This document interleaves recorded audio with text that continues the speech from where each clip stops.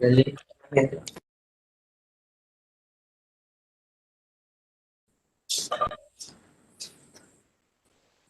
Bismillahirrahmanirrahim. Alhamdulillahirabbil alamin wassalatu wassalamu ala asyrafil anbiya'i wal mursalin wa ala alihi washabihi ajma'in. Assalamualaikum warahmatullahi wabarakatuh. Salam sejahtera dan salam Ramadan buat semua hadirin sekalian. Alhamdulillah dapat kita berkumpul pada hari ini dalam sebuah program ilmiah iaitu program Save the Seagrass. Untuk pengetahuan semua, program ini adalah anjuran bersama Sekretariat Alumni dan Kerjaya serta Sekretariat Sasiah dan Integrasi Kolej 14. Kita semua sangat bertuah, khususnya kolegiat Kolej 14 kerana bukan mudah untuk kita dapatkan panel jemputan kita pada hari ini. Sebelum kita mulakan medan ilmu ini, eloklah jika saya perkenalkan empunya badan yang sangat hebat dalam bidang ini, iaitu Profesor Dr. Mutahara binti Zakaria Eliasia, pensyarah dalam bidang akuatik biologi dan ekologi daripada Fakulti Pertanian UPM. Apa khabar, Prof? Alhamdulillah, baik. Selamat menyambut bulan Ramadan. Sama, mak menyambut bulan Ramadan. Save the seagrass. Apa itu seagrass? Adakah tumbuhan ini sama seperti latuk ataupun rumpai laut yang pernah viral suatu ketika dahulu untuk dijadikan kolagen? Apa fungsi seagrass ini sehingga ia sangat penting kepada ekosistem laut? Hari ini kita akan dapat mengupas semua persoalan daripada pakar sendiri. Sebelum itu, jika para penonton mempunyai sebarang soalan, boleh diajukan kepada seksyen komen di bawah. Peringatan buat semua penonton bahawa sijil dan e-merit hanya akan diberikan kepada mereka yang setia menonton program sehingga penutup. Link pendaftaran akan diberikan sepanjang program.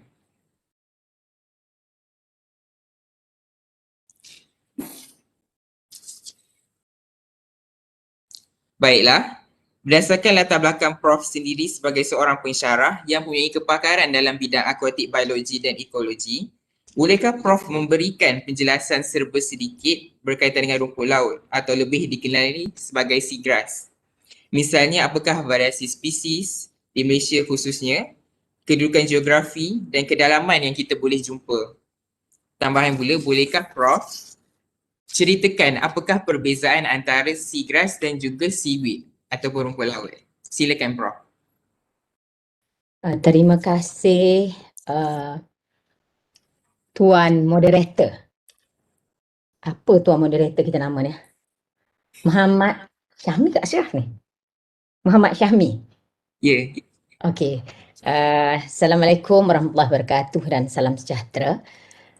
Pertamanya, terima kasih banyak-banyak kepada Kolej 14 kerana sudi menjemput saya untuk berkongsi ilmu pengetahuan berkenaan dengan rumput laut. Dengan persoalan tadi, boleh saya memudahkan anda untuk lebih memahami lagi. Saya bercerita sambil menunjukkan gambar supaya lebih mudah anda memahami mana satu yang dikatakan rumput laut, seagrass, dan mana satu yang dikatakan rumpai laut, seaweed. Boleh nampak tak slide saya? Boleh, Prof. Okey.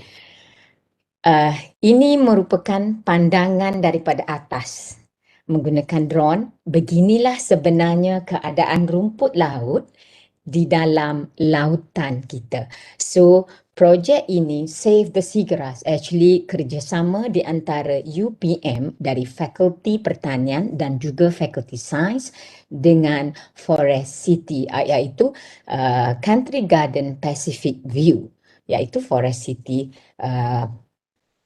project.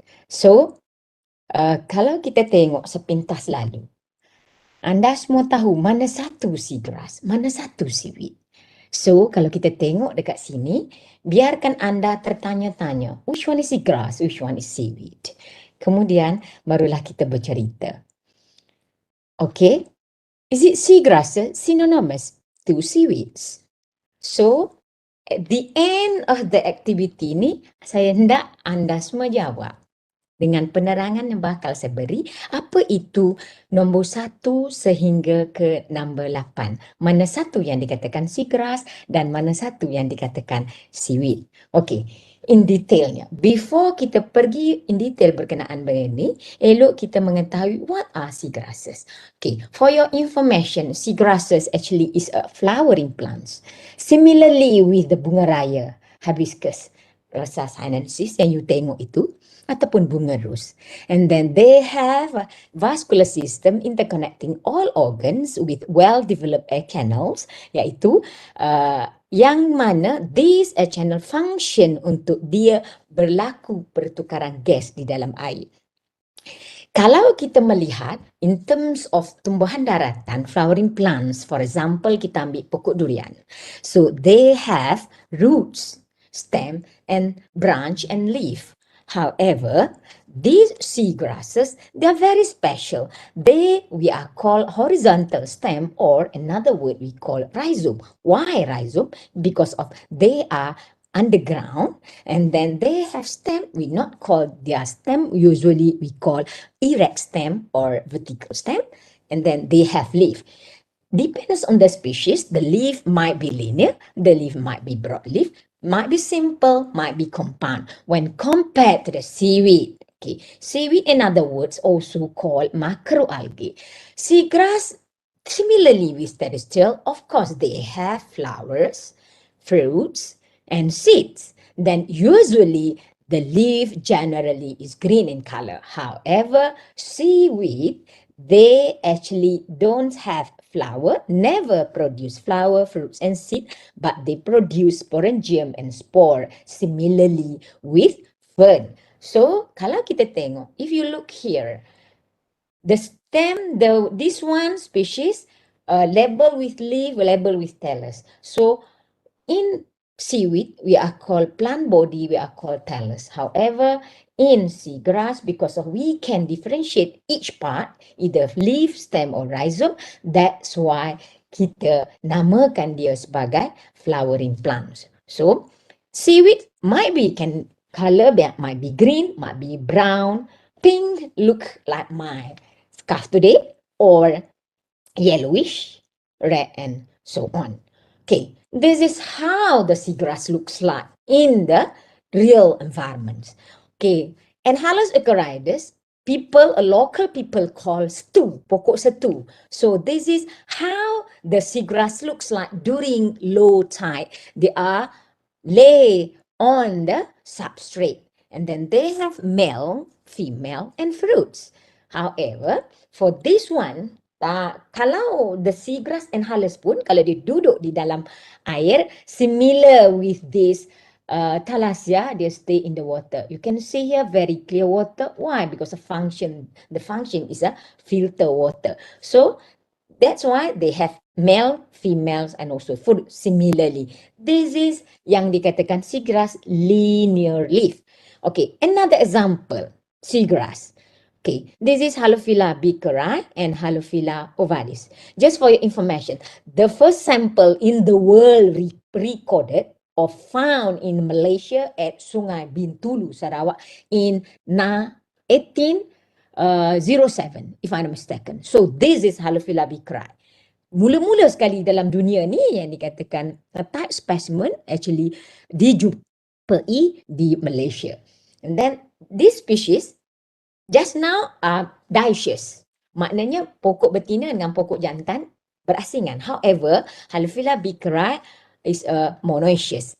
Male and female flower in the same plant, but not in the same flower. So you have to understand that one. And then Halophila ovalis, daun dia pula bulat. Yang tadi daun ni elliptic, and then this one dioecious. That's why saya separatekan male and female because of dia punya pokok jantan dengan pokok betina adalah berbeza. Okay, very easy to study seagrass, but nobody likes seagrass.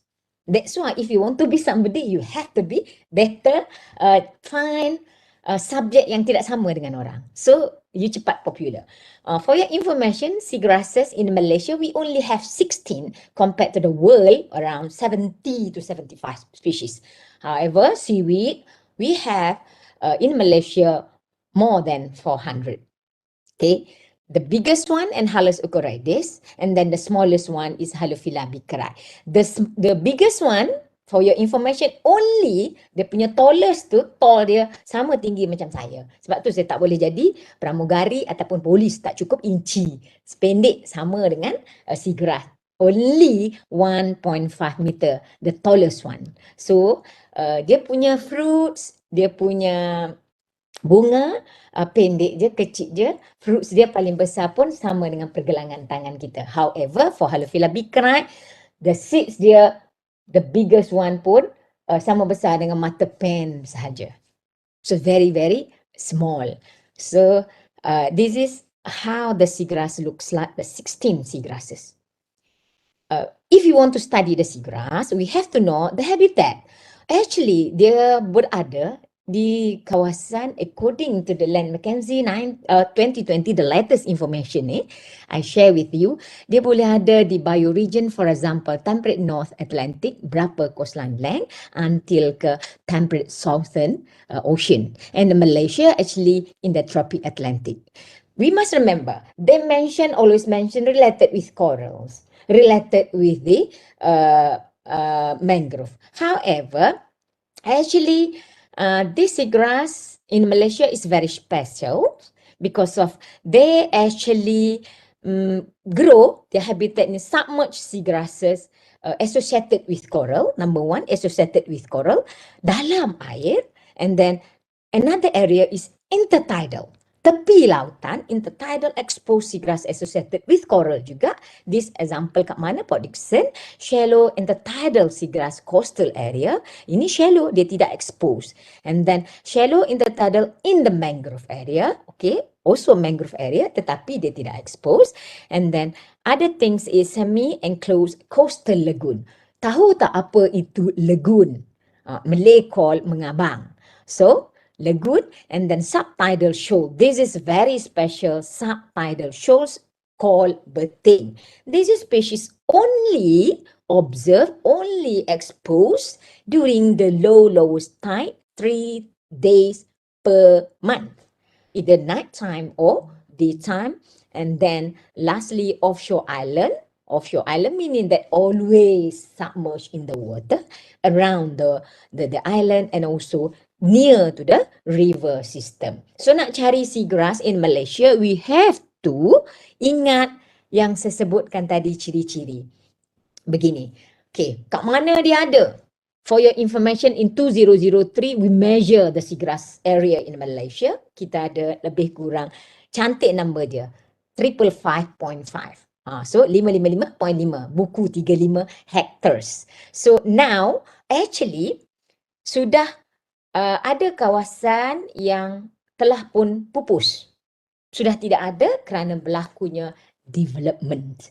And then until now, we measure a total number of sites. We have 104 sites in all Malaysia, covering Peninsular Malaysia 48 sites, Sabah 47, and Sarawak 9 sites. So in terms of that, dia kena tahu nak cari seagrass is very important.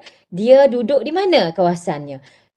Sekawasan yang paling cetek, exposed during low tide, or until 58 meter in Australia. However, in Malaysia, more or less dekat cagar hutang Pulau Redang, Terengganu adalah 23 meter. And then at Port Dickson, dekat Teluk Pelanduk and also Comas, around 2 to 5 meters only. Okay, dekat Sabah, dia stay until 12 macam tu, 10 hingga ke 18 meter.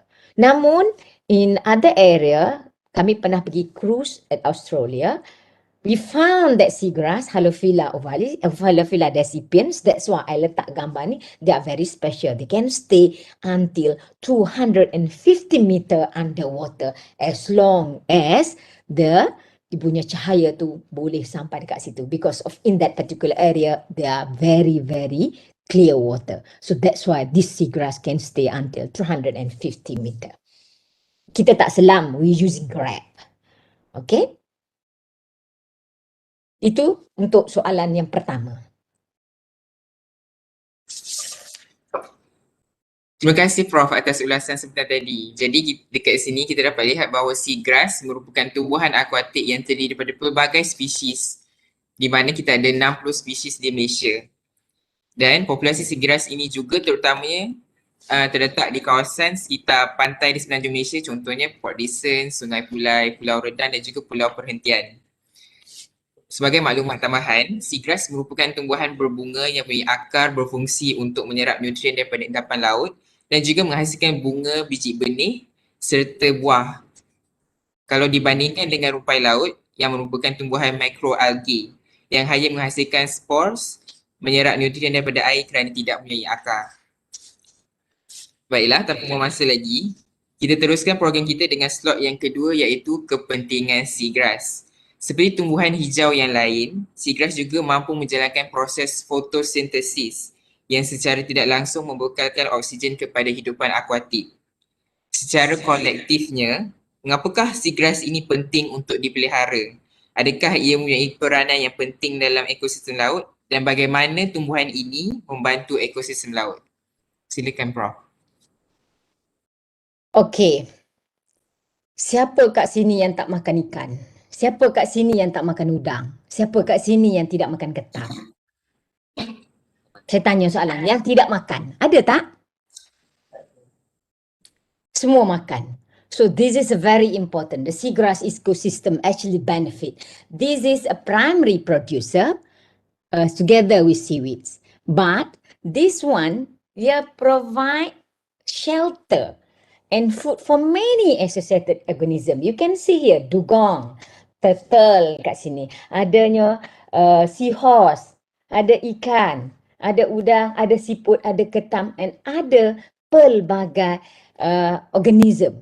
So this is, they serve as the nursery grounds for many species that spend their adult life in the other area in the sea. So for example, kalau you tahu ikan buntal, okay, the ikan buntal tu, bila dia rinaknya bertelur, dia move, migrate, datang ke kawasan mangrove and also seagrass. So it's very important. Ada lagi, ikan apa? It's very special. Kalau you nak tangkap, yang dikatakan, ikan bawal putih, bawal emas, dia berada jauh di lautan terbuka. Then dia find seagrass area, jauh berjalan, berenang, bukan berjalan ya, berenang. Kenapa? Untuk datang ke kawasan rumput laut sebab ia merupakan nursery ground. So that species come in here to make sure dia boleh lay dia punya anak enda tadi tu dan boleh stay hidup untuk lebih selamat. And then other than that, kalau kita tengok, it's very important in the water. Okay, look at here. Kalau kita tengok sistem daratan, bermula dengan kawasan mangrove. Bawah sedikit kepada mangrove, kita akan nampak mud flat. And then in front of that mud flat, actually we have seagrass. After the seagrass, barulah kita nampak the coral. So that's why seagrass is very important to stabilize the sea bottom and act as sediment trap through their rhizome system and then grows respectively in terms of ecosystems. And then there are food web, primary producer for other organisms. So the leaf of seagrass and canopy serve as refugia, meaning that they serve as habitat, protecting the inhabitants from predations, adverse effect of strong sunlight, and then this maintaining healthy marine ecosystem. Why? When seagrass healthy, the gastropod, the shrimps, the mollusks, fishes, mammals start come in, and then their shoreline stabilizations also interact with coral just now I mentioned, and then source of various fishery product, source of green manure, fertilizer, kalaulah dia terhanyut, and then boleh menjadi chemical and also fodder. And very important, without seagrass, the dugong will die. Why? Dugong cannot eat other plants, other foods, other organism in the world except seagrass. So without seagrass, and then we can't see the dugong. However, others, dia boleh lagi makan seaweed. But dugong tak boleh makan seaweed, nanti kembung perut. Okay, in terms of this one, values. Kalau kita tengok satu persatu, ecological service, I'm already mentioned to you, traditional fisheries, aquaculture industry. Example dekat mana ni berlaku? In Kelantan, Terengganu. Dia ada floating cage. Bawah tu adalah seagrass. And then dia boleh membekalkan makanan bersama dengan tu, menyuburkan keadaan air. And then sebagai human food, orang tak tahu seagrass boleh makan. Actually boleh dibuat cookies. Boleh dijadikan goreng, boleh dijadikan pickle. And then other than that as animal feed and also fertilizer. In Australia, yes, they are used for fertilizer. In Philippines, they are used for the food, buat cookies, dia punya fruits tu. Manakala di Indonesia, dijadikan sebagai medicinals. And then other than that, we can use the value of seagrasses is a non-food product. So decorative paper, our group conduct this activity to study what's so special about the seagrass. And then as ecotourism, that's why we work with Forest City. Kenapa? Supaya di kawasan Forest City during low tide, we can teach, share with the people come to Malaysia. We have very, very beautiful heritage in the water. So the seagrass meadows. And then other than that, as a education part, ni one of the important today activity awareness program, how to inform people about the seagrass. And then of course, this is in a university. In schools, international school, sekolah rendah, we have doing this activity next week, bulan 5 and also bulan 6. So we bercerita, memperkenalkan importantnya rumput laut itu kepada anak-anak daripada sekolah rendah lagi hinggalah ke peringkat universiti. In terms of medicinals, it's very important. Orang semua nak tengok antioksidan, antibakterial, antiviral, anti-diabetic, anti-algal, antifungal, anti-inflammatory, anti-protozoal. And then they can repair UVB damaged skin pun. So that's why this is very important. Nak export apple, nak export pisang ke tempat lain. So we need the antioxidant. So that's why this is very important for the kehidupan kita, either secara sistem or economic. Okay, this is an example. Malaysia actually is very special when compared to other countries. Sama ada kalau yang saya sebut tadi, Australia, Japan, Thailand. In one particular area, they only have maximum 4 to 5 species. But in Malaysia, very special, especially Johor, we have in one area we are called Merambung Shoal and also Tanjung Adang Laut Shoal, we have 9 to 11 species of the seagrass. So bila you pijak meadows tu, hamparan tu, you can find, you boleh nampak Halophila ovalisnya, you can see Halophila bickeri dekat kawasan jauh sedikit, Halophila decipiens, kalau you are smart, boleh jumpa Enhalus, boleh jumpa Syringodion dan bermacam-macam. Rumput laut ni is very, dia tidak ada common name. Most of the people panggil dia rumput laut saja. Kecuali Indonesia or Jawa dipanggil Enhalus itu pokok setu. Yang lain tu semua dibantai sama saja yang dikatakan rumput laut. Ada satu rumput dugong, tapi sebenarnya dugong tak makan pun that rumput. Thalassia hemprichae. Dugong tak makan. Kenapa dugong tak makan? Sakit mulut. Because of dia punya leaf tu tebal. Tapi dugong sayang juga dengan bibir mulut dia yang cantik tu. So that's why dia makan Halophila ovalis, Halophila decipiens dan pelbagai Halophila yang lain. Halidiol dia makan juga sikit-sikit lah. Yang lain-lain tu dia tak boleh makan sebab sakit bibir.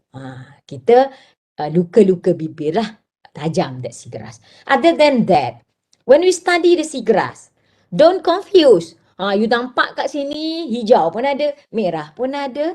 So, ini kepentingan dia. When kita jumpa seagrass, of course, the species together with seagrass adalah seaweed. So kat sini you boleh nampak ada marine algae yang dikatakan rhodophyta yang warna merah, ochrophyta, perang. Kalau dulu kita panggil phaeophyta, sekarang kita dah panggil ochrophyta. Berubah mengikut zaman. Jangan ikut yang lama. And then kita ada yang ketiganya adalah chlorophyta. So macam color kita punya background tu. So color hijau. Ini adalah kepentingan rumput laut dari segi itu. Dari segi yang lain, apakah ecosystem services? This is for your information. We conduct research together not only in Malaysia. We have this published on ecosystem services in each country. Philippines, Thailand, Japan, Australia, semua, Indonesia. So we have to have, kita kena ambil satu contoh negara. So in Malaysia, we choose Merambung Shoal. Why they are very important? You boleh nampak traditional capture fisheries untuk dapat apa? Regulating services dia, domestic waste disposal and waste treatment, memang ada pun berlaku. Erosion, natural hazard, and lastly, dia bagai cultural services, recreations and ecotourism, mainly related to seafood. So people come to the Johor, dekat Tanjung Kupang. People come to the mana? Kukuk. Untuk apa? Untuk dapatkan seafood. Satu, why? With compared to other country, mahal. So, without seagrass, kita tak dapat nak makan that seafood. And of course, for the educational values. This example. This is an example, people collecting this one. Gonggong orang tempatan panggil. Kalau you makan benda ni direbus, bila you tarik tu rupa dia macam cicak lah. But it's very expensive. RM50 per kilo kalau dah dekat restoran. But kalau kita beli daripada local people in Johor, RM20 bagi yang besar. So kita akan ada lobster. Lobster, kita akan ada swimming crab. Rabbit fish also boleh ada di kawasan seagrass. This is very important. Support traditional fisheries. And then other than that, you look at here. Okay, now Asma, this is the seagrass area dulunya yang kita buat penanaman. Okay, bila sudah berlaku penanaman, seagrass grow. So dugong come in. You can see the dugong trail, feeding trail here. So we are happy because of usaha kita dan menanam dulu mendapatkan hasil. Hasilnya apa? Dugong come in untuk makan dekat situ. Kita ada juga ada other than dugong, kita akan jumpa sea slug, sea anemones and also retak seribu. This retak seribu is very special. They only ada di kawasan this mangrove seasonal. Bulan berapa? Bulan 2 hingga ke bulan 4. After that, sudah tidak ada. And then, this is an example. If you want to see the seahorse, so in the seagrass area, you nak tengok the pelbagai jenis starfish. It's very important. Ada pink, ada blue color, ada brown color. So, this is how the seagrass is very important. Kita nak tengok sea urchin. Yes, if you want to see the sea urchin, always related with the seagrass. That's why they are very important.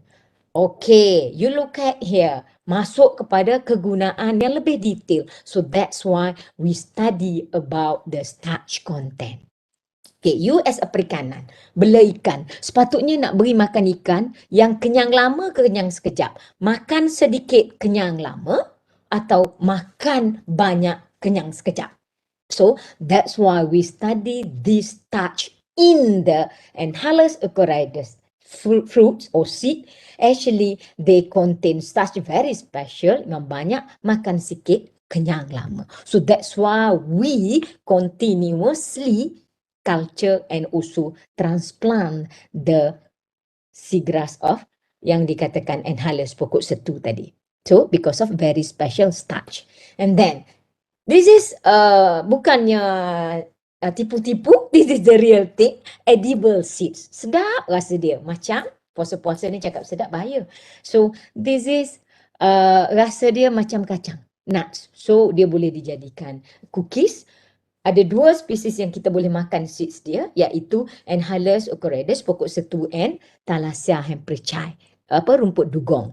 So others adalah kita jadikan pickle. So as sebelum pandemik, bila kita ada conference, kita biasanya akan makan makanan from the sea. Sama ada a salad from the seaweed or from the seagrass. So Syringodium tu bentuk daun dia macam bawang, macam daun bawang.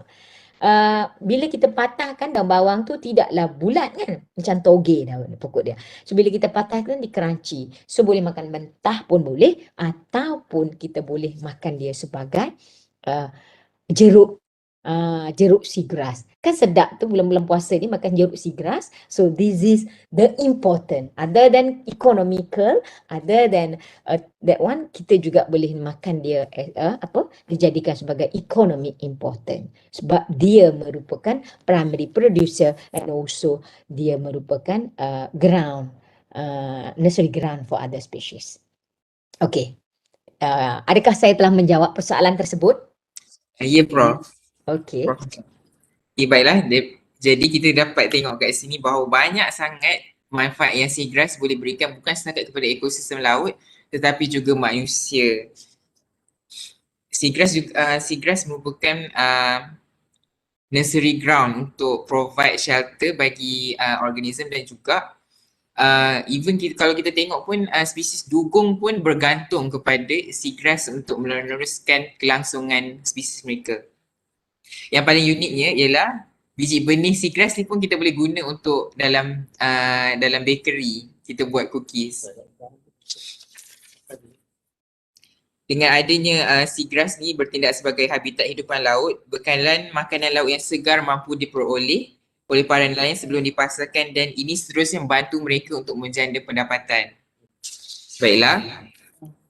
Tumbuhan hijau ini juga bertindak sebagai penapis air laut maupun sebagai bioindikator sebagai isyarat untuk mengenal pasti tahap pencemaran logam di kawasan perairan yang tertentu.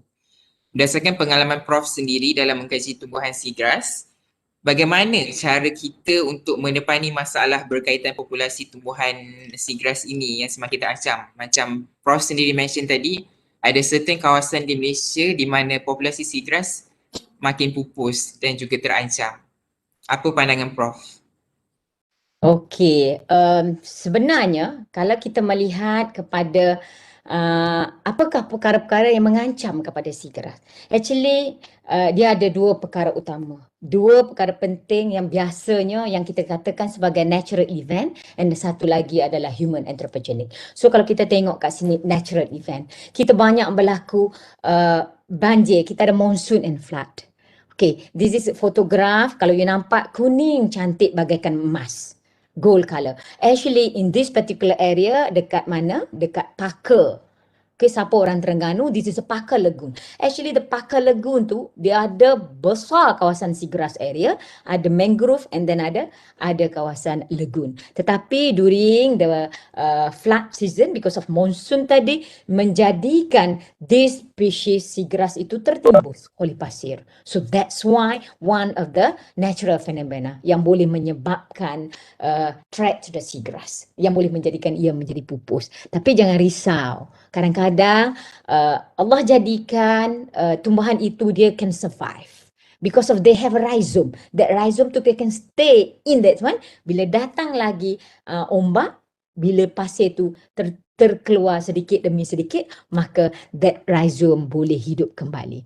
Other than that, dia ada algal bloom. For example, here is a activity yang berlaku, kalau you nampak, adalah berkenaan dengan Amphiroa fragilissima yang kalau merah-merah tu ataupun Ulva reticulata. So itu yang dikatakan species yang boleh menyebabkan that seagrass tu dalam keadaan terancam. Okey. Berlaku juga reduced salinity, invention, kehadiran makroalgae tadi, seaweed dia menjadi competition to the seagrass, boleh menyebabkan seagrass itu akan rosak. Kalau yang dikatakan human anthropology, ni yang agak sedih sedikit, yang dikatakan deforestation, sand mining and dredging, oil pollution, land reclamation, sedimentation, transportation avenue, or digging activity untuk mendapatkan gastropod, polychaetes, or illegal fishing and fishing bombing juga boleh menyebabkan kepupusan rumput laut. Okay, ini I beri tengok dengan you an example. An example of the perkara-perkara yang berlaku disebabkan oleh kegiatan manusia. So, this is a very, saya cerita mula-mula tadi Telaga Simpul. For your information, Telaga Simpul during my study 1995 to 2003, 2004, we can see the seagrass dekat situ, especially dekat Telaga Simpul, Terengganu, cantik green in color. However, bila berlakunya land reclamation, dia buat apa? For housing. So pada tahun 2013, completely destroy the seagrass bed. And then sand mining activities also the problem yang boleh menyebabkan ni aktiviti manusia or dia develop resorts. Namun, kita jangan negative thinking. Kadang-kadang yang kita katakan isu tadi, kerosakan tadi, tak boleh langsung kita laksanakan. Boleh dilaksanakan dengan syarat mematuhi peraturan-peraturan yang kita boleh conserve, we can protect the seagrass. So, ini antara lagi kalau kita tengok di Malaysia, dekat Mercang. Because of monsoon, air menjadi cetek. Bila air cetek, bot, kapal kecil-kecil orang kampung untuk melabuh, untuk pergi ke lautan tidak dapat keluar. So that's why dia galikan kawasan itu menjadi dalam, menjadi port ataupun kawasan laluan bot-bot nelayan. Itu dekat mana berlaku? Mercang, Terengganu. Or even ekoturism dekat Sabah. Dia ada resort ke atas tu. Orang suruh buang sampah dia di dalam tong sampah. But most of them buang sampah ataupun yang dikatakan sistem makanan terus ke dalam laut boleh menyebabkan banyaknya alga bloom. When alga bloom datang, dia compete with seagrass, maka akan menjadi rosaklah dia. Itu dia punya tu. Dan dekat Malaysia, yang itu, dan satu lagi yang hari ini saya akan bagi contoh macam mana Forest City Project itu, dia buat dia punya island tapi kita monitor sama-sama dengan dia menyebabkan seagrass tu dulunya tiada, sekarang ada. Tapi saya tak cerita lagi lah. Ini an example. Not only in Malaysia happen, dekat Indonesia ada, Thailand ada, dekat Filipina pun ada. Tapi we work together as a scientist to help each other doing transplanting of the seagrass in other country also, not only in Malaysia. Okay?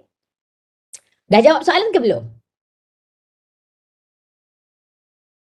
Dah doktor, tapi saya ada satu soalan lagi. Okay. Okay, kalau kita tengok sekarang ni melihat kepada situasi perubahan iklim yang tidak menentu secara global, macam kita ada global warming and pH air laut makin berasid. Jadi adakah ini akan beri kesan kepada ekosistem seagrass terutamanya di kawasan Malaysia? Boleh Prof bagi penjelasan tentang isu ini? Okay, kalau kita melihat keadaan global warming, dia memang akan boleh menyebabkan seagrass itu akan menjadi pupus. Okay, sebab bila berlaku acidic ataupun air tu nutriennya terlampau tinggi, maka seagrass biasanya dia tidak tahan, maka akan masuklah seaweed.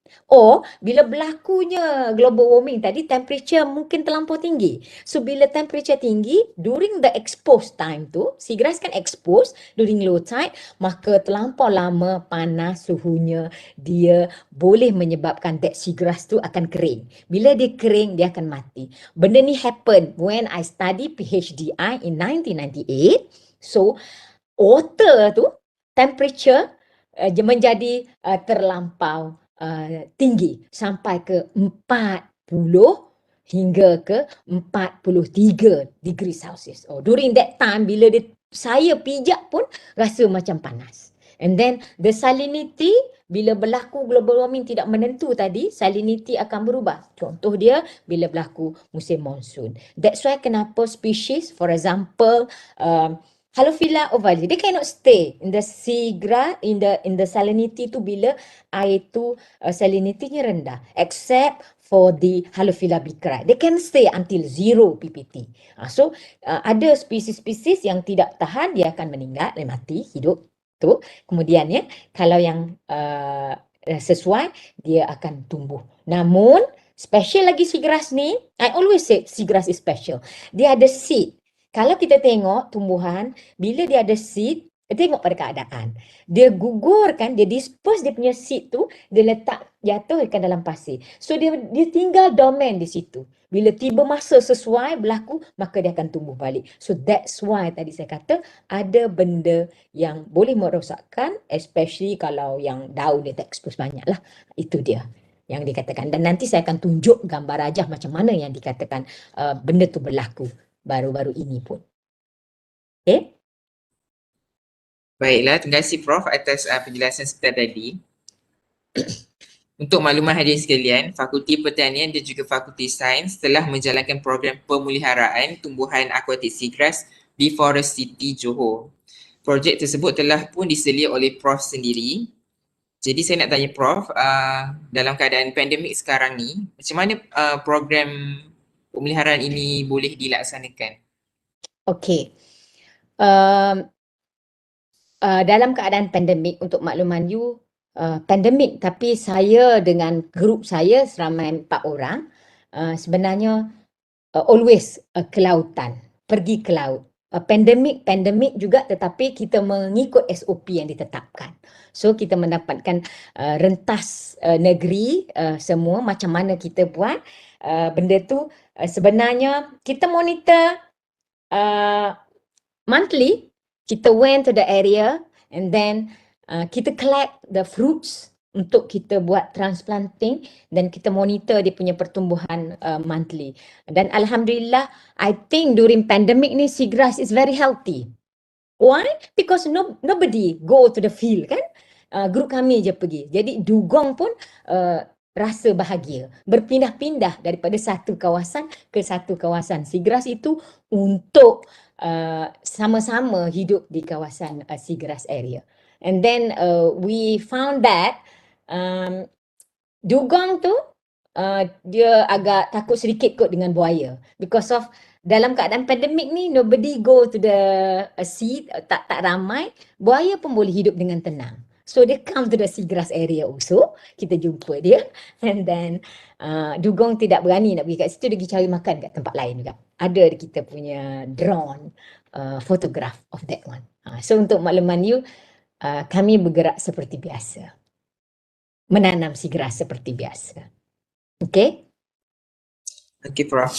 Baiklah, untuk soalan seterusnya, di bawah dasar Kepelbagaian Biologi Kebangsaan 2016 hingga tahun 2025 melalui maklumat ketiga, di mana bertujuan untuk memastikan kelangsungan ekosistem negara.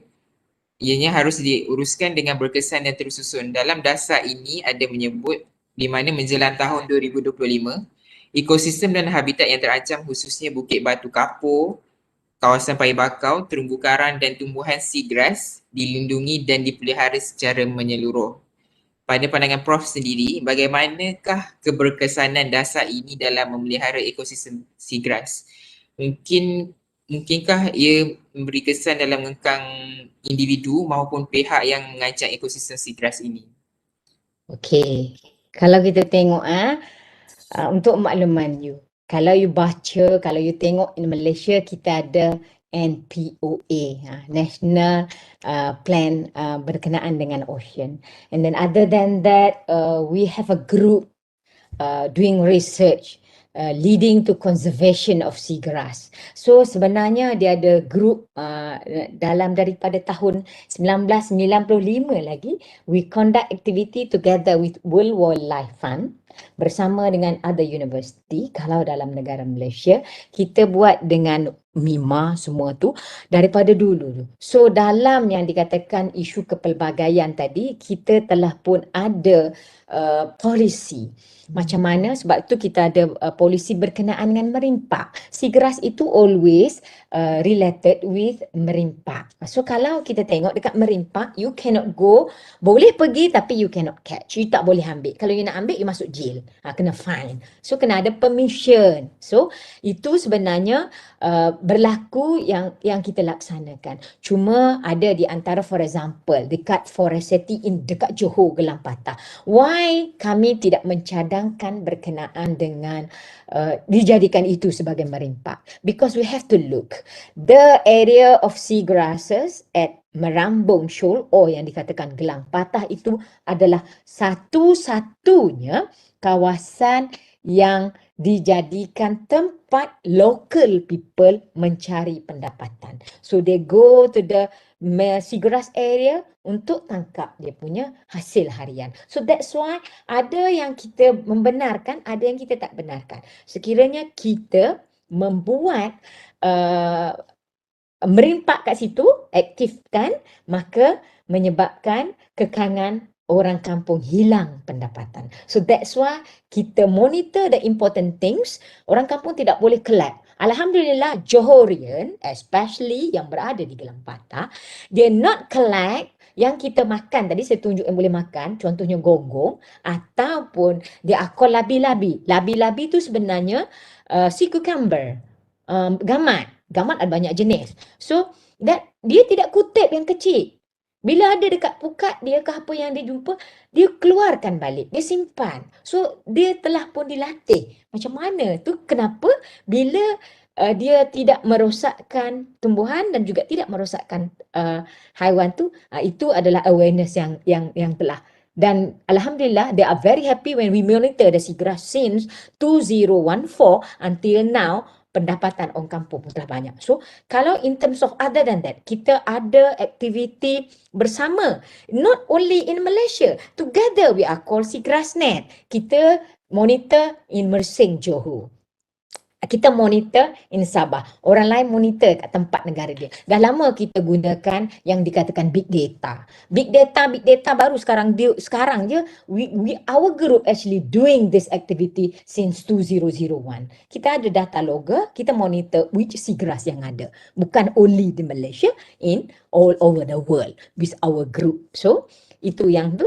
And then, selain daripada itu, kita juga untuk memastikan biodiversity punya polisi itu berlaku, kita dah buat pun berkenaan dengan CTI, Coral Triangle Initiative. And then, this activity actually sudah siap. 2016 hingga 2018, kita punya polisi tu telah siap. Sekarang ni dia bergantung kepada polisi yang lain.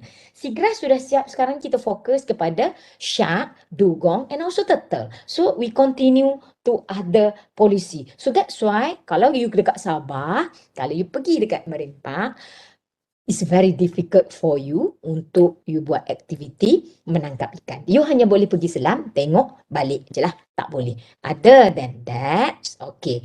Kalau kita tengok, macam saya terangkan tadi, saya tidak bercadang untuk menjadikan SIGRAS dekat Merambung itu sebagai merimpak area. Kenapa? Dia akan impact kepada local people. Tapi kita beri importantnya awareness kepada orang kampung. Orang kampung sebenarnya lagi tahu daripada kita. Dia yang tahu kena jaga rumput ni. Dia panggil I, Mac, dia tak panggil I Professor. Dia panggil I, Mac. Mac tolong jaga this tumbuhan ini to make sure local people. Similarly with the Forest City. And government, state government, I puji negeri Johor, how they monitor Forest City Group, buat aktiviti. So, setiap every 3 months, we have to report to the Department of Environment to make sure kekal SIGRAS. So, kita gunakan sistem yang lain. So, tidak mengekangkan orang lain, tapi adalah beberapa orang yang tidak setuju. Of course, nothing, tak semua orang boleh suka. So, this is yang kita katakan tadi, kalau umpamanya, kalau kita tak membenarkan langsung developments dekat kawasan coastal, dia akan juga memberi impact kepada negara kita. So that's why boleh melakukan dengan kaedah-kaedah yang lebih baik. Similarly with mangrove, kita boleh bina resort in the mangrove. You boleh pergi kat mangrove Marang, Terengganu. You can go to the mangrove dekat Johor, Tanjung Piai. We built the we call the resort dalam mangrove, tapi kita tidak tebang that mangrove. You go, so itu konsep yang kita gunakan. So yang dekat tu pula, and then tahun ini kita menubuhkan, bukan kita lah, saya ahli jawatan dekat situ, ahli untuk buat which one is identification of vulnerable ecosystem in Malaysia. Focus on seagrass because dah ada dah. Kenapa?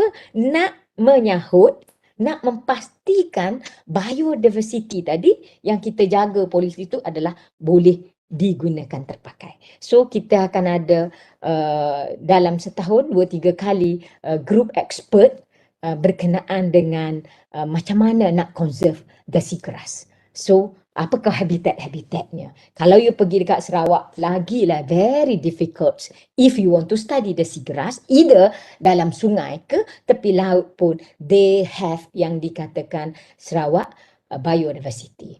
So, you have to have the permits. So, tapi because of pada diorang dia adalah perkara yang baru. So ini cara yang kita buat. Ni an example.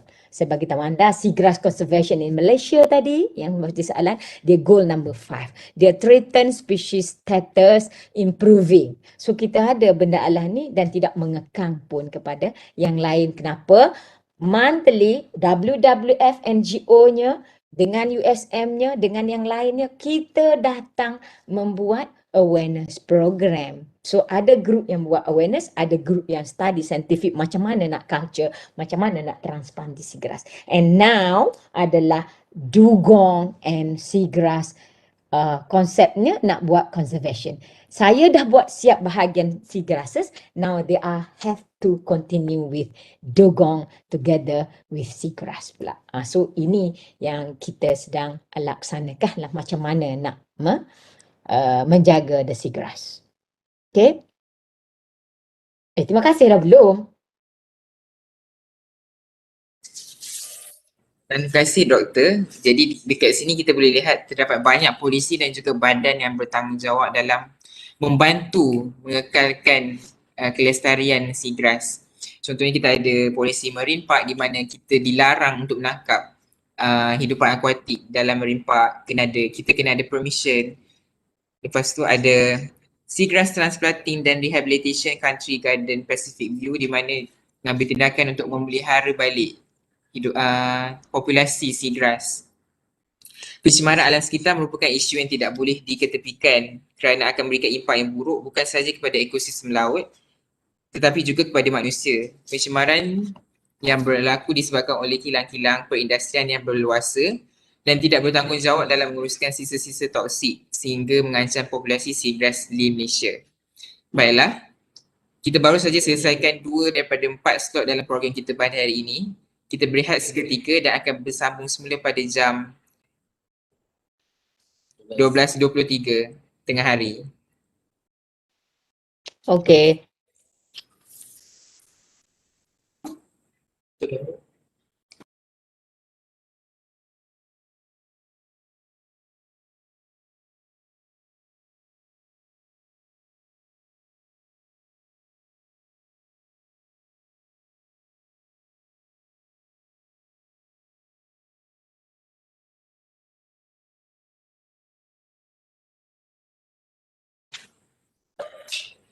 Peringatan buat semua penonton bahawa sijil dan e-merit hanya akan diberikan kepada mereka yang setia menonton program sehingga penutup.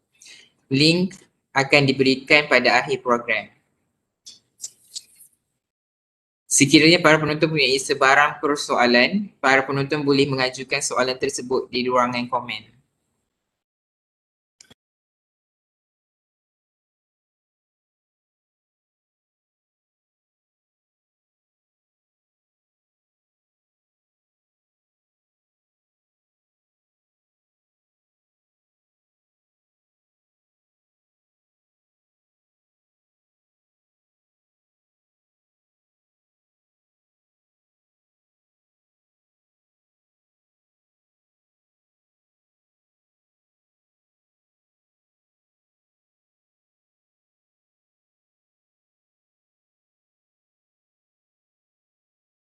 Baiklah,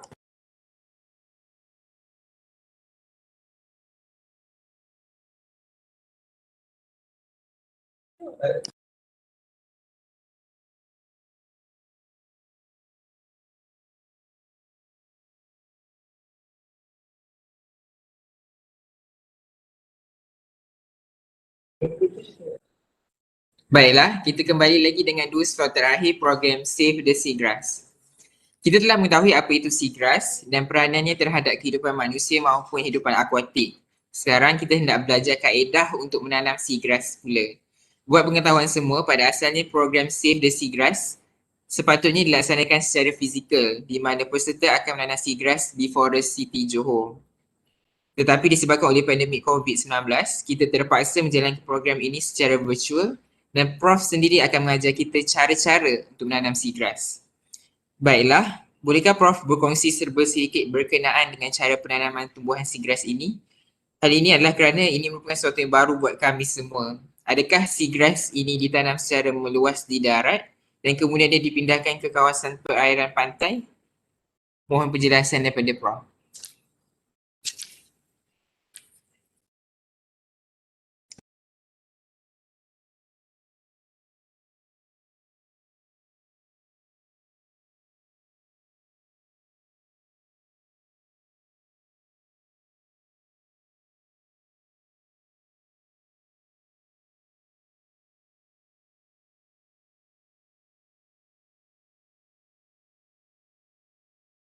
Nampak tak?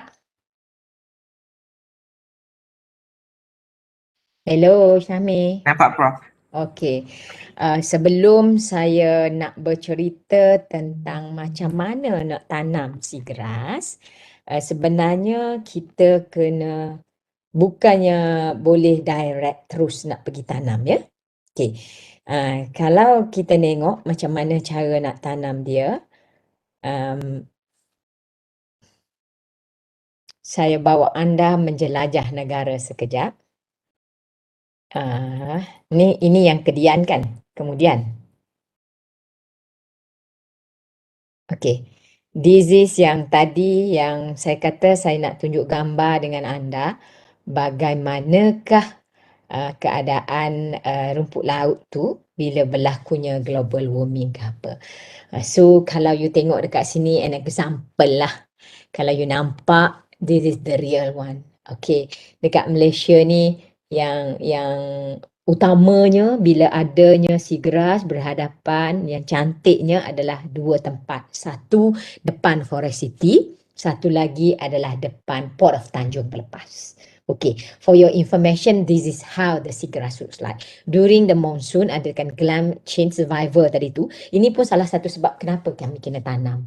So kalau you tengok kat sini, berlakunya musim hujan, musim panas yang tidak menentu boleh menyebabkan global warming. Pertumbuhan seagrass itu bertukar. Iaitu kalau you nampak yang color merah ini adalah Amphiroa fragilissima. Yang kalsium punya bentuk seaweed, bukannya seagrass. Yang hitam-hitam ni adalah seaweed juga. Seagrassnya yang hijau ni tertimbus oleh that benda ni. So that's why kalau yang ini biasanya dia akan dibuang oleh ombak. Tetapi kalau yang lainnya dia akan menyebabkan melekat lebih lama dan akan menyebabkan seagrass itu akan meninggal, akan pupus. Manakala bagi yang merambung ni pula depan Forest City, akibatnya because of berlakunya yang dikatakan alga bloom juga, tapi it's not Amphiroa. Amphiroa ni tak apa, dia boleh, dan dia akan berlaku alga bloom iaitu Ulva reticulata yang color-color hijau tu. Tapi this color hijau ni sebenarnya is very important. Orang tak nampak kepentingan dia kalau di overseas dijadikan baja. So that's why my master student conduct this one, dah finish pun, sedang write paper. Boleh diletakkan, digunakan. Instead of dia merosakkan seagrass, kita kutip benda tu, kita jadikan fertilizer untuk diletakkan pada pokok tomato dan menjadikan batang tomato itu keras. So dia tidak perlu tu. So macam manakah ini example lah yang tadi pandemik COVID-19. Macam mana kami menanam juga seagrass tu. So Kalau dulu kami minta bantuan daripada local people and also macam mana kita minta bantuan daripada student sama-sama.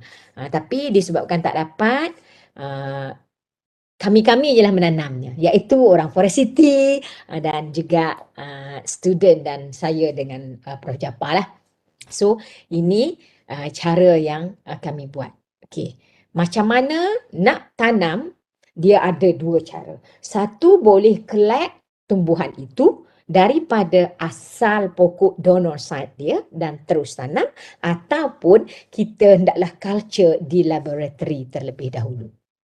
Okay, for your information, culture of the seagrass ni, laboratory culture, I'm studying this one since 1995. Iaitu mula-mula sekali saya ambil degree Bachelor Science Perikanan. Final year thesis I adalah Biology and Ecology of Halophila bikrai. So that time saya culture that seagrass tu sebiji. Similarly with the in situ environment, I started to study macam mana time air pasang, saya tenggelamkan IC punya seagrass walaupun pukul 2 pagi, ambil motosikal, drive, bawa ke fakulti. Kalau air tu surut pukul 12 malam, maka saya akan pergi ke fakulti untuk angkat saya punya seagrass tu berada expose kepada cahaya. So, itu percubaan pertama in Malaysia, culture the seagrass in 1995. So, kemudiannya hinggalah ke hari ini, we culture that seagrass dahulu, faham biologi dia, faham apakah yang dia suka hidup, macam manakah cara yang terbaik untuk tanam, barulah started dengan transplanting. Iaitu yang kita buat projek bersama dengan Forest City untuk menjaga seagrasses tersebut. So sebenarnya kalau nak culture, nak transplanting tu pada awalnya saya dah pun mengutip, dah collect all the fruits and then we germinate the seed in the laboratory. Then dijangkakan bulan ini dengan bulan depan kami pergi untuk menanam. Tapi you all tak dapat ikut, tak apa. Next week saya dengan grup saya akan ke Johor untuk menanam seagrass. Walaupun saya dah collect sebab saya dah ready seedling untuk aktiviti bersama dengan grup you all. Tapi keadaan tidak mengizinkan, tidak mengapa, tengoklah apa yang saya buat. Okay, this is an example macam mana kita culture in outdoor laboratory system. How the seagrass tu. So, kita culture dia very special during saya culture masa saya kecil-kecil dulu, muda-muda, dan saya bring to the Bintulu, I culture that seagrass. Actually, I only tukar air dia once a month or 3 months. Why? We monitor, jaga. That's why you can see the seagrass in the water tu, dalam air tu, very, very clean. The important thing is the salinity and also air tu hendaklah cukup. Itu yang paling penting pada seagrass boleh duduk di kawasan terbuka as long as atap dia tu tak kena air hujan.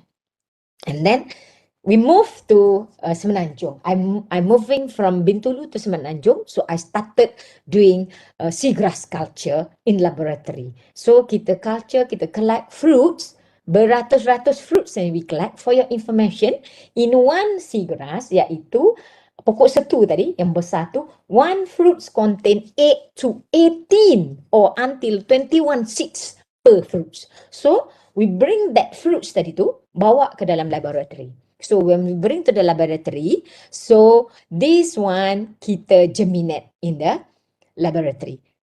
Saya tak buat dekat makmal saya aquatic botany sebab ini laut. Bila air masin buat dekat aquatic botany tu atau mana-mana dekat fakulti kita tu, dia boleh menyebabkan berlaku karat ke semua. So I buat benda ni di Port Dickson, di Aquas. So we germinate this one 1 month, 2 month, 3 month, then we bring back. Pada awalnya it's very difficult for us to transplant, to germinate, kita germinate dalam polybag. Tapi beratnya subhanallah nak bawa that polybag to the Johor.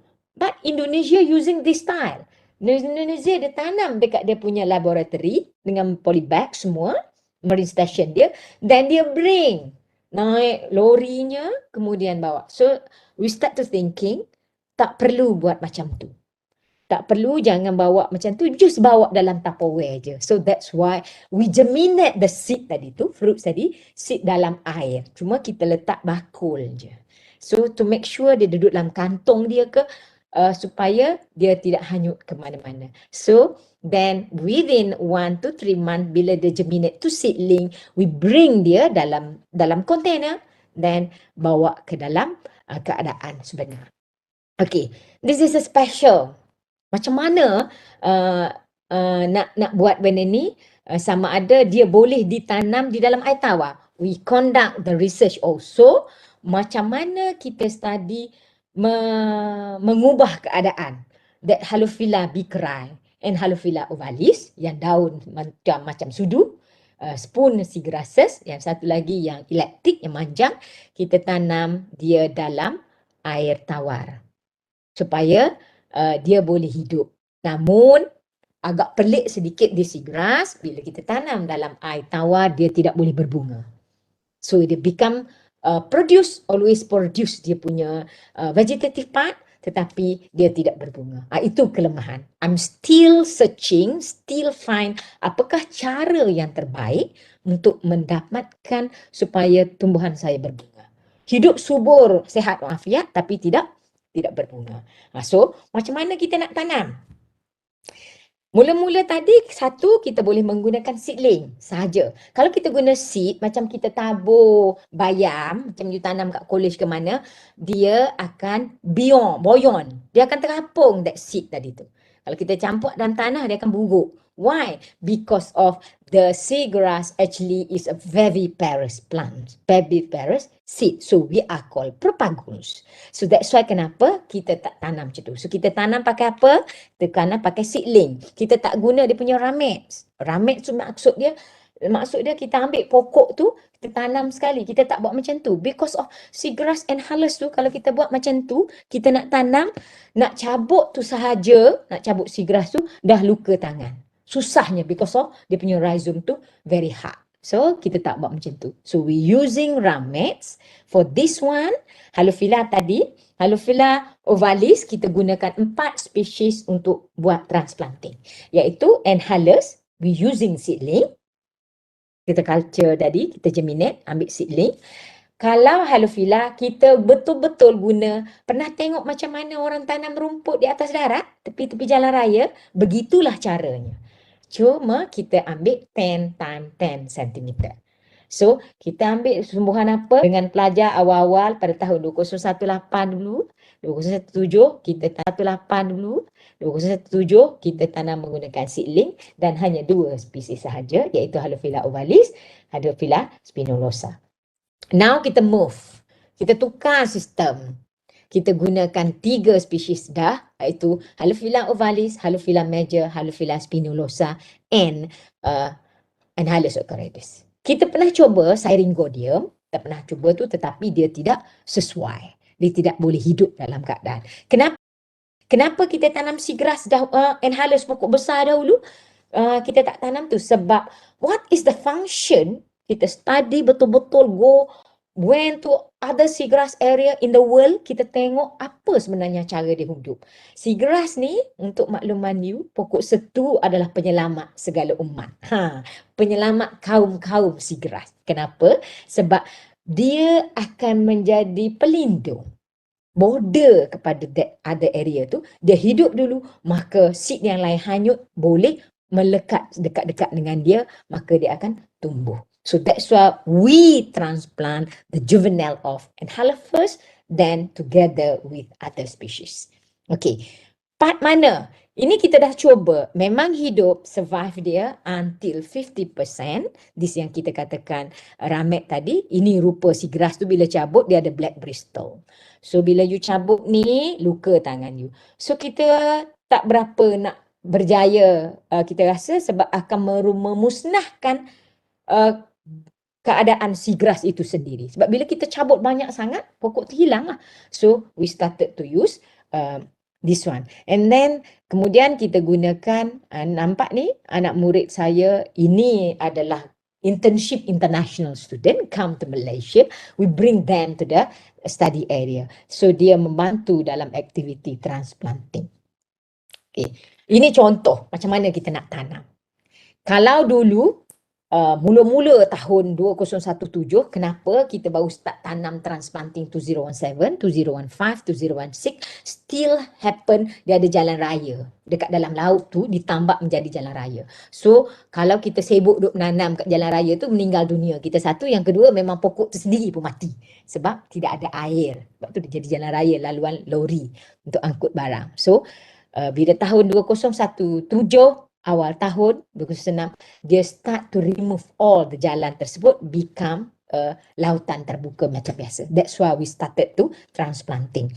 So kita gunakan satu ni, bahagian ni 1 meter time 1 meter, biasanya kita gunakan 2 to 3 seedling. Okay, pada permulaan kita tanam macam ni. So kalau you all boleh korek macam mana nak korek tumbuhan tanah tu dalam lembut tu, memang sukar, nampak mudah, ada yang berselut. Ada yang menangis pun bila pergi ke kawasan ladang. The real thing. Nampak dalam gambar memang cantik, hakikatnya pedih. Then kita tanam juga selang-seli. So we using the inhaler seedling, we tanam together with Halophila ovalis yang daun bulat ni dan Halophila spinulosa. Kita tanam di sikit je, because of kita sukar untuk mendapatkan seedling tu. Seedling of inhalers tu bukan mudah nak dapat fruits dia, walaupun dia continuous ada, cuma ada time yang kita tak dapat buah dia. So that's why we manage macam mana thinking. So fikir, we tanam hanya menggunakan Halophila. Sebab apa? Halophila sudah mula tumbuh dengan banyak, kita collect Halophila tu. Cuma kita tak belilah. Kalau kat darat ni kena pergi beli rumput dengan orang lain. Kita tak payah beli. Sebab seagrass tu kita punya dah. So kita ambil that seagrass itu daripada donor site yang sama, then bring to the kawasan yang kosong. So macam manakah caranya? Ini mula-mula in 2017. I bring together with me student always yang ambil subjek dengan saya, AKU 4601. So they have experience how to plant seagrass. So they collect the sample. Ini bukan mudah nak berjalan ni dalam selut. 2017. Ini ada lagi senior you yang pergi praktikal ke MUAS ke sampai ni. So then until now more than 5,000 seedlings we already planted in that particular area. So dia collect, ada yang tanam pakai yang tu percubaan. Ini contoh dia ambil Halophila, macam mana dia pergi tanam. Ini dia. Then kemudiannya kami membawa aktiviti ini setelah stable, kami bawa aktiviti ini bersama dengan company. So we started to ask company to come to join us. Awareness program. We bring them macam mana, sebab ini yang dikatakan kawasan jalan raya tadi. For your information, saya kata laluan lori tadi setelah dia DV-kan dia, ratakan dia, maka itulah tempat kami tanam. So we started to tanam together with them April 2018. So because of we already knows how to get the fruits, bulan bila kita boleh dapat fruits, and then when we want to germinate. So ini kaedah transplanting kita yang kita laksanakan. Kemudiannya we do this one banyak. Ini adalah merambung B we call. Actually all this one is merambung. Yang ini Forest City duduk di depan sini. So this is merambung A. Ini yang dikatakan jalan yang ditambak. Then this is a merambung C. So my students yang sebelum ini all community, yang tu dengan juga Department of Environment also join. Bukan hanya students atau Forest City, Department of tu juga join group kita menanam. So first kita tanam di sini. Yang mula-mula 21 April tu we start to transplanting here. So kita tarik the transect 50 meter, 2 or 3 transects. So tengah panas ni diorang tak pernah pun tengok rumput laut di depan Forest City diorang, maka terujalah di all. So that's why everybody busy started to transplanting. Ada yang nak pengsan pun dekat situ because of waktu tersebut is dekat-dekat hampir jam 12.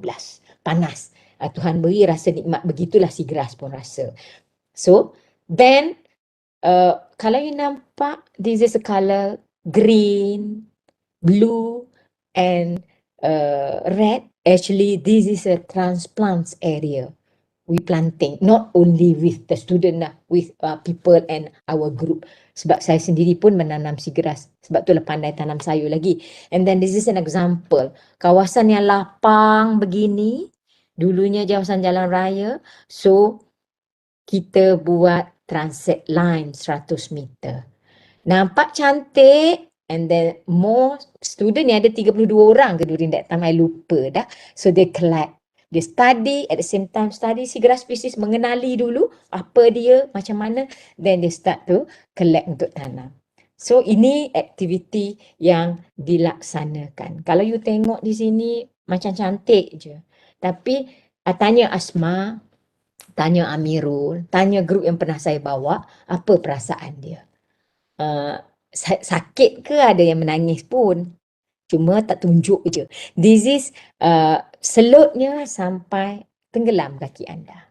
So this is how we doing the seagrass transplanting. And then bila malamnya kita buat herbarium lah. Kenapa? Untuk preserve that sample tu dalam keadaan yang baik. Ni during low tide. During high tide dia dah start, so you tidak akan nampak that seagrass anymore. Okay, not only we stop that one, challenge kepada kami orang, bila student ke kami ke tanam that one, maka during that time the retak 1000, Tuhan beri rezeki kepada local people, that retak 1000 tumbuh di kawasan yang kami tanam. Can you imagine, kami tanam seagrass kat situ, maka local people start to digging to find the retak 1000. Tak apa, itu adalah rezeki pada orang kampung. So, kami biarkan ia berada di situ, we start to move. Instead of tanam di kawasan yang ditumbuh oleh retak 1000 dan akhirnya dikorek balik oleh orang kampung untuk mendapatkan makanan dia, we move to other area. Other area kat mana yang saya tunjukkan dekat anda, dekat Merambung A. So that's why we planting the seagrass at Merambung A ni. Depan ni yang kawasan kosong-kosong itu adalah lebih banyak compare to Merambung B. Kemudian barulah kami start. After bulan 5, goes to daripada bulan 6, 7, 8, barulah kami boleh tanam semula at Merambung B. Because of local people collect the retak 1000 tadi. Nah, so itu challenge-nya. Tak boleh marah orang kampung, because itu adalah tempat mereka mencari makanan. Okay. Bersama dengan international student, bersama dengan Department of Environment, bersama dengan students from University UPSI, okay, UPSI, we planting this one continuously. And then bila berlaku pandemic COVID-19, we stop pada bulan March, April and May. So we not going to the area, maka tak nampak yang apa yang berlaku, namun tempat yang ditanam hari itu, kawasan B ke apa, sudah mula ditumbuhi oleh seagrass. And then dugong pun tak datang. Dugong pun takut dengan pandemik COVID-19 kot. So that's why they not coming to the seagrass area. So ini kita lay dia punya transit line. Each distance tu kita buat 10 meter. Setiap kuadrat tu, kutu kuadrat adalah 10 meter. This is Forest City Officer.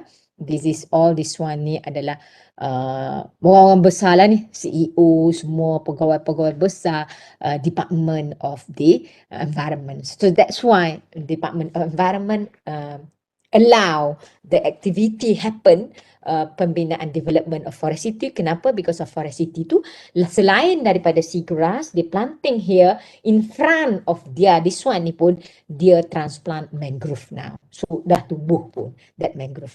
Itu aktiviti-aktiviti yang kita buat bersama dengan dia. Okay?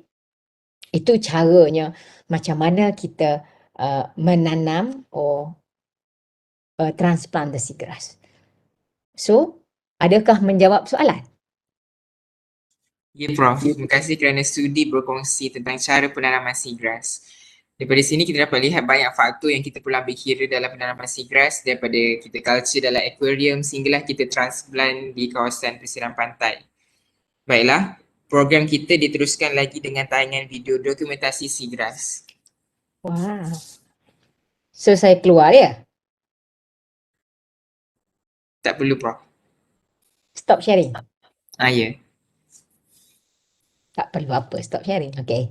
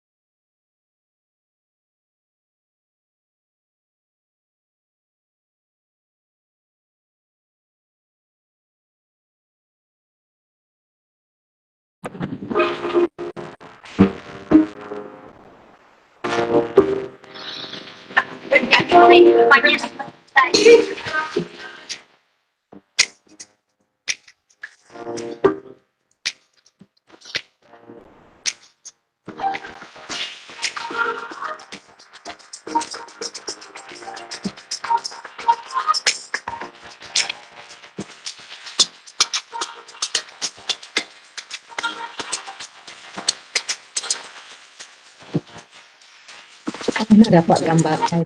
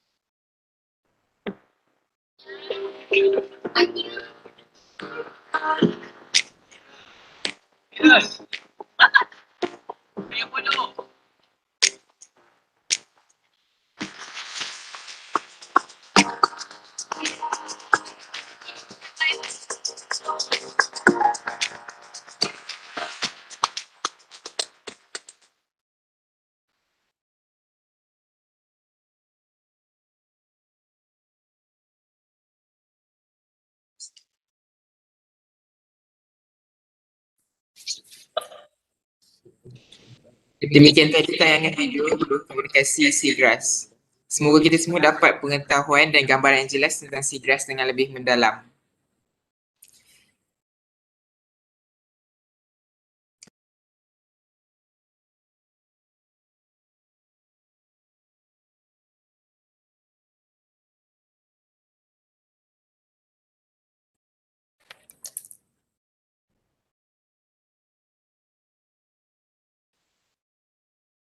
Prof, kita ada beberapa soalan daripada penonton.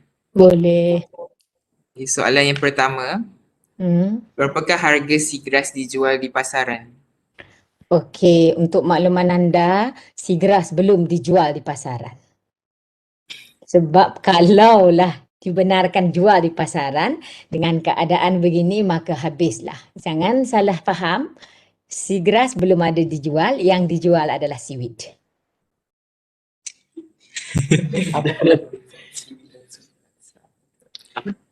Terima kasih Prof atas penjelasan sebentar tadi. Okey, kita teruskan dengan soalan yang kedua.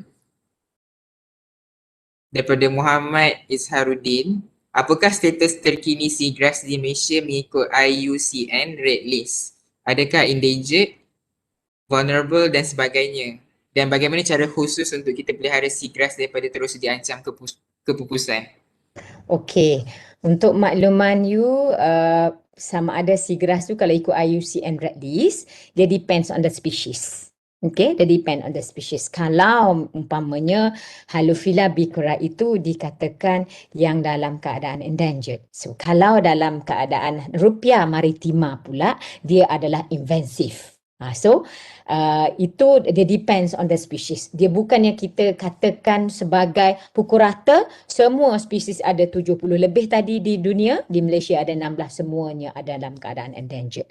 Bagaimanakah Cara kita untuk memastikan benda ni tidak pupus seperti yang you tanya tadi tu adalah itulah salah satu caranya. We doing the activity culture of the seagrass. For your information, it's not my group sahaja culture. We use also culture people from Vietnam, people from Thailand. They study dalam tissue culture pun. And then cuma transplanting itu yang sekarang ni yang berjaya dilaksanakan adalah di Indonesia dengan di Malaysia. Sebab itu di Thailand, dekat Filipin, dia tidak ada aktiviti menanam seagrass. Namun dia protect that area. Itu bezanya untuk memastikan sama ada dia tidak invasive ke apa. Okay? Terima kasih Prof. Soalan seterusnya, adakah seagrass dan seaweed adalah tumbuhan yang sama di mana ia berada dalam kategori spesies yang sama? Jawapan dia tidak. Seperti awal-awal saya katakan tadi, seagrass itu merupakan flowering plants. Cuma for your information, rupa bunga seagrass adalah tidak secantik bunga di atas darat. Bunga di atas darat warna-warni, ada pink, ada merah, ada kuning, ada purple. Tapi bunga di dalam laut itu seagrass warna putih memanjang, transparent. Seaweed adalah yang kita makan sare. Umpama, yang kita guna untuk berus gigi, seaweed, guna facial, seaweed, dia tidak mengeluarkan bunga. So, dia yang kita makan agar-agar orang Johor panggil lengkung. Jelly, itu seaweed, is not seagrass. Okay, dia berbeza di antara seaweed and seagrass. Baiklah, kita ke soalan yang terakhir. Adakah program awareness menyelamatkan seagrass yang dikondak oleh Prof sendiri akan dijalankan lagi pada masa akan datang? Okey, untuk makluman, sekarang ni saya dengan Prof Japar dan juga Dr Lina dalam usaha untuk menyambung kontrak bersama dengan Forest City dan alhamdulillah sekarang ni sampai ke peringkat akhir dah dia punya aktivitinya, di mana kita akan menyambung kembali projek ini, Forest City ini bersama dengan Forest City until 2023, nanti 2023. Bila started 2021 might be Mei, dia punya perjanjian tu, Mei 2022, 2023 dan akan disambung lagi sehingga ke 3 tahun akan datang. So, insyaAllah sekiranya ada peluang, ada kelapangan, that's why you boleh beri number phone, might be kalau you all ada peluang, saya boleh ajak anda bersama untuk sama-sama merasai macam mana nak tanam seagrass di masa akan datang. Dan projek ini untuk makluman berjaya, that's why kenapa nak sambung balik. Then we also monitor not only seagrass yang tak pernah saya bawa group you all ke Tanjung Adang. The Tanjung Adang is lagi cantik seagrassnya in front of the port of Tanjung Pelepas. So we also monitor that one together with port of Tanjung Pelepas, not only with Forest City. Okay. Terima kasih Prof atas jawapan sebentar tadi untuk semua soalan yang diajukan daripada penonton. Kita juga sudah sampai ke penghujung program. Konklusinya, seagrass merupakan tanaman berbunga yang hidup di sekitar kawasan pantai dan juga memainkan peranan penting dalam memelihara kelestarian alam sekitar maupun mendatangkan manfaat dalam kehidupan harian kita. Perubahan iklim yang berlaku secara mendadak bukan sahaja mendatangkan implikasi kepada kehidupan manusia, bahkan juga flora dan fauna.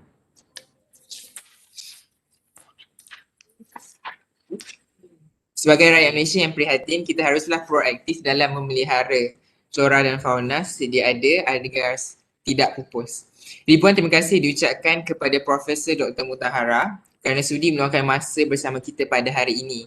Semoga program ini dapat memberikan pencerahan yang jelas tentang apa itu seagrass, bagaimana hidupan akuatik yang mampu memberi impak kepada kehidupan manusia dan juga hidupan akuatik, serta kaedah penanaman yang betul dalam memelihara habitat dan populasi seagrass di Malaysia. Saya mewakili Majlis Perwakilan Kolej 14 memohon maaf sekiranya terdapat sebarang kekurangan daripada pihak kami dan ingin mengucapkan